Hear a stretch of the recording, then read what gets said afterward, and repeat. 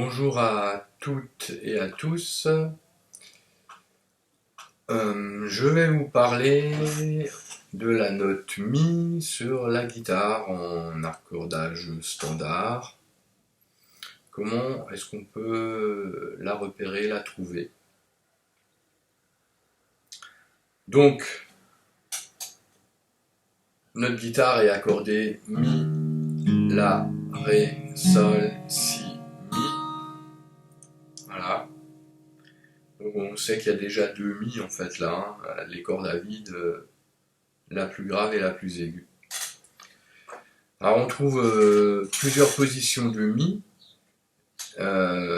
avec des notes qui sont dans la même octave et des Mi qui ne sont pas dans la même octave. Donc sur la guitare, notre note la plus grave, c'est la corde de Mi à vide.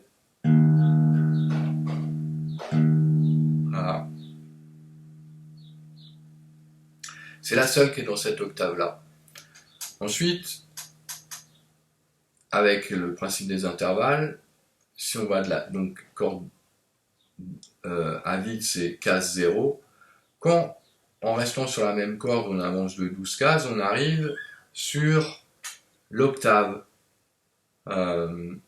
Donc c'est la même note, mais plus aiguë. Donc si on fait 0, la case 0 plus 12, on arrive aussi à une note Mi. Mi et Mi. C'est pour ça que sur les guitares, vous remarquez qu'il y a des repères qui, là, ce sont des traits, mais ça pourrait être des ronds, le plus souvent c'est des ronds, enfin des fois il y a des décos et des choses comme ça. Et donc on peut le voir également sur le manche, il y a des petits points là, voilà. Et donc la 12e case, elle est souvent marquée avec 2 points. Et là, bon, là il y a 2 traits ici, quoi, parce que vraiment ça indique l'octave des cordes à vide. Donc on a un Mi grave en case 0 et un Mi plus aigu d'une octave en case 12. Ensuite, une astuce pour trouver où pourrait se trouver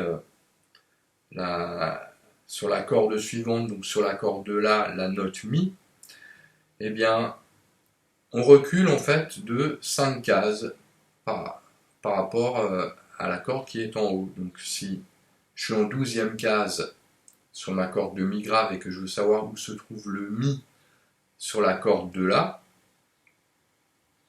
et là ce sera un Mi dans la même octave, je fais 12e case moins 5, donc c'est sur la 7e case de la corde de La que je vais trouver un Mi. Donc c'est ici. 0, 1, 2, 3, 4, 5, 6, 7, voilà. C'est un Mi. Et c'est la même octave que celui qui est en 12e case sur la corde de Mi. Donc 7e case sur la corde de La. Et on applique le même procédé. Donc sur la corde en dessous, là j'étais en 7e case et je vais aller sur la corde de Ré pour savoir où se trouve le Mi. Et ben je fais 7 moins 5 et j'arrive à la 2e case sur la corde de Ré. Voilà. Ok, donc là ils sont dans la même octave, hein, tout cela. Donc on a Mi sur la corde de Mi en 12e case, Mi sur la corde de La en 7e case, et Mi sur la corde de Ré en 2e case. Donc on entre chaque fois moins 5 cases quand on va sur une corde en dessous, quoi. Et si on prend la corde au-dessus, bah, il faut faire l'inverse. Donc on fait plus 5, quoi. Deuxième case sur la corde de Ré, j'ai un Mi. Plus 5, 7e case sur la corde de La, j'ai un Mi aussi. Et là, en montant, pareil, j'ai le Mi 7 plus 5, ça fait 12. Sur la 12e case de la corde de Mi. Ok ? Alors, là maintenant on va changer d'octave. Parce que si je fais 2 moins 5 pour aller sur la corde de sol en dessous, j'arrive à des moins quelque chose, j'en ai pas, quoi. Voilà. Donc, avec le principe des octaves, en restant sur la corde de Ré, comme je suis en deuxième case, si je fais plus 12, je vais arriver en 14e case pour avoir un nouveau Ré. Pardon, un nouveau Mi. Mi et Mi en 14e case sur la corde de Ré. Mi et Mi. Et là, en fait, j'ai changé d'octave. Hein. C'est encore une octave plus aiguë. Et donc, j'ai appris que le même principe. Je fais 14 moins 5 et je trouve 9 pour arriver sur la corde de Sol. C'est un Mi également. Donc, sur la corde de Sol, le Mi se trouve en 9e case et sur la corde de Ré en 14e.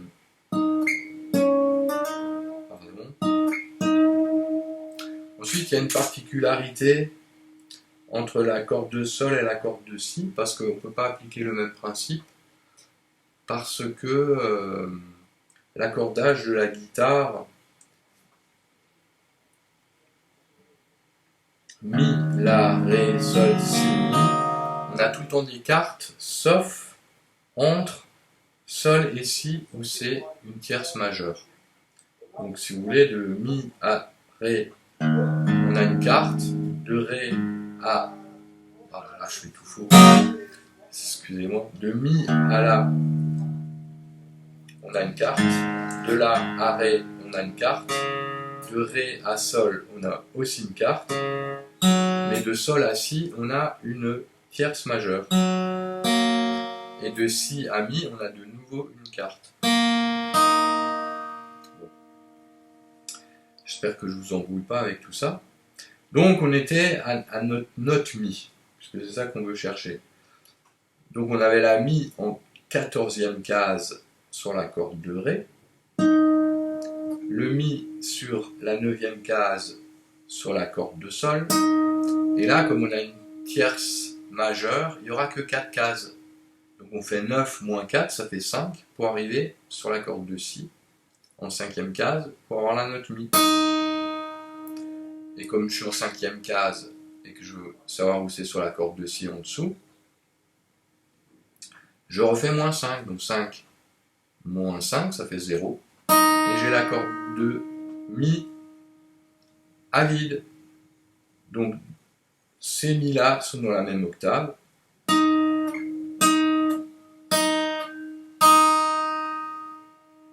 Ok.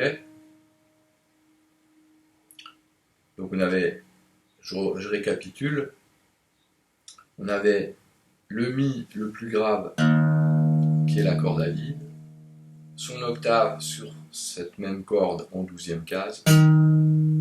Ensuite, je fais moins 5 pour aller sur la corde de La, et je trouve le Mi en 7e case. Moins 5 pour aller sur la corde de Ré, donc je suis en 2e case. Je cherche une octave, toujours sur la corde de Ré, donc 2 plus 12, ça fait 14. Pour aller sur la corde de Sol, 14 moins 5, ça fait 9. Toujours Mi. Ensuite, il y a cette particularité entre Sol et Si, comme j'ai expliqué avant, c'est la tierce majeure. Donc là, on n'a que 4 cases, donc je fais 9 moins 4 et j'obtiens 5. Donc le Mi sur la corde de Si, et 5 moins 5, ça fait 0. Voilà. Et donc pareil, ça c'était pour aller vers les cordes vers le bas, et on peut faire la même chose avec les cordes vers le haut. Si je pars du Mi à vide, corde aiguë, je fais plus 5, et j'ai la 5e case sur la corde de Si, pareil le Mi. Ensuite, je dois faire plus 4, puisque entre Si et Sol, eh ben, c'est la tierce majeure, donc plus 4, 5 plus 4, ça fait 9. Et après, il y a à nouveau cette règle avec les plus 5. 9 plus 5, 14. Voilà. Ok. Donc, on peut également trouver un autre mi sur la corde de La en faisant 14 plus 5, ça fait 19, quoi. Donc on va être là. Après, j'ai pas assez de cases sur la corde de mi aigu sur cette guitare, voilà, parce que bon, il me faudrait 24 cases sur tout le manche pour pouvoir encore jouer un autre mi par ici. Ok, donc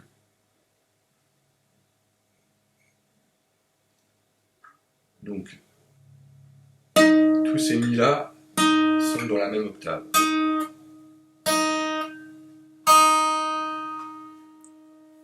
Voilà. Donc comme je suis arrivé au mi aigu, en case 0, plus 12, j'arrive à l'octave. Et j'ai un mi encore plus aigu. Donc là, j'applique la règle. Si je veux trouver sur la corde de Si en montant, bah, je fais plus 5. Donc 12 plus 5, ça fait 17. Voilà. 17 plus 5, ça fait 22, mais j'ai pas 22 cases, donc je ne peux pas continuer à en trouver. D'accord? Donc en fait, on a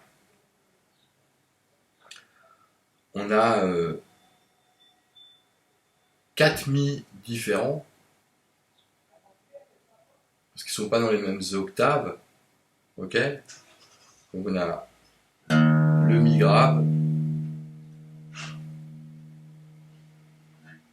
un mi médium, si on veut, un autre mi aigu, voilà, et encore un autre mi plus aigu.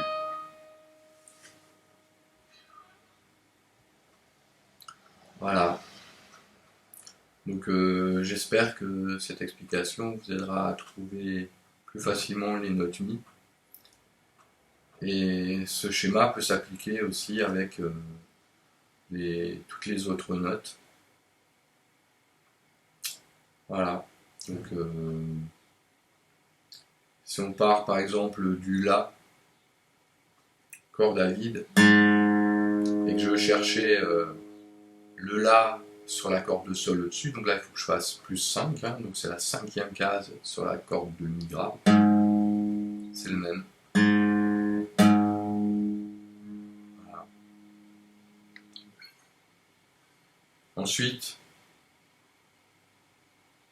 je vais chercher l'octave sur la corde de La, 12e case, moins 5, ben, j'ai un La sur la corde de Ré en 7e case, moins 5, j'ai un La sur la corde de Sol en 2e case. Après, il faut que je change d'octave.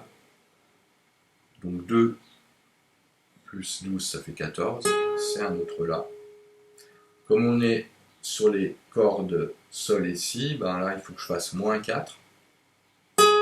La, donc en 14e, moins 4, c'est 10e case. Pour la corde de Si. Et là, il y a à nouveau la règle avec plus 5 ou moins 5, et là c'est moins 5 pour aller sur la corde de Mi, donc on a 10 moins 5, ça fait 5e case. Voilà.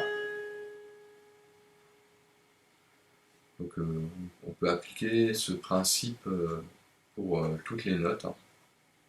Ré, Sol et Si, ainsi de suite. Ça fonctionne.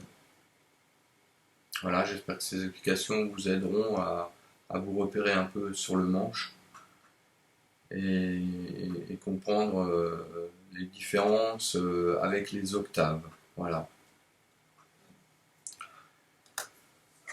À une prochaine. Salut à toutes et à tous.